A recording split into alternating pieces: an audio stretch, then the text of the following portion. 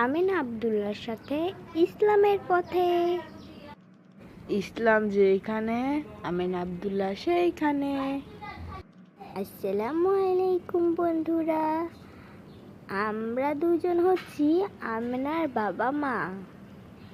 আপনারা যদি আমিনা এবং আব্দুল্লাহর কার্টুন ভিডিও পছন্দ করে থাকেন, ভিডিওটাকে লাইক করে চ্যানেলটাকে সাবস্ক্রাইব করবেন।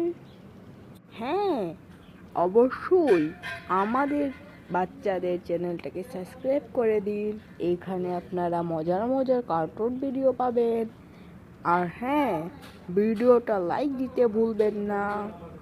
আমি হচ্ছি আমিনার বাবা, আমরা দুজন আমিনার পিতা মাতা, মানে আমিনা এবং আব্দুল্লাহ।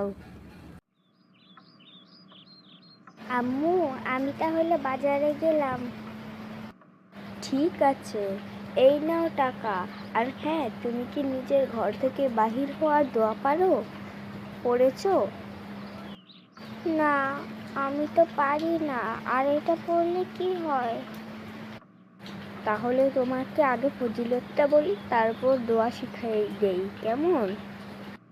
ঠিক আছে। শুনো, হাদিস শরীফে আছে, যে ব্যক্তি নিজের ঘর থেকে বাহির হইবার সময় নিম্নে দোয়া পড়িবে, রহমতের ফেরেশতা তাকে বলিবে, তুমি এই দোয়ার দ্বারা হিদায়াত লাভ করিলে, ইহা তোমার জন্য যথেষ্ট হইল। আপদ বিপদ হইতে তুমি বাঁচিয়া গিয়াছ। ইহার পর শয়তান লজ্জিত হইয়া অপর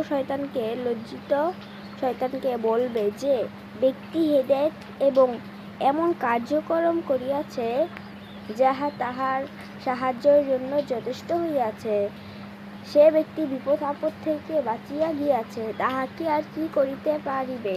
সুবহানাল্লাহ।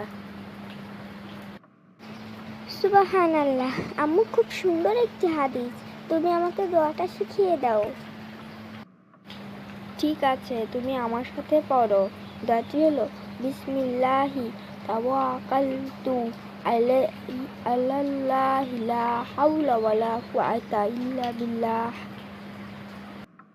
বিসমিল্লাহি তাওয়াক্কালতু আলাইহি লা হাওলা ওয়ালা কুওয়াতা ইল্লা বিল্লাহ। এখন তো আমার সাথে পড়েছো, এবার যাও। ঠিক আছে আম্মু। কি হবে এখন? আমিনা কি যাবে মানুষের কাছে এই হাদিসটি পৌঁছাতে? আর হ্যাঁ, আমিনা কি এই দোয়াটা সব সময় পড়বে ঘর থেকে বাহির হওয়ার সময়? তা দেখতে হলে নেক্সট পার্টে যান। আর নেক্সট পার্ট দেখার জন্য আমার চ্যানেলটা সাবস্ক্রাইব করুন, অতি শীঘ্রই নেক্সট পার্ট আসছে।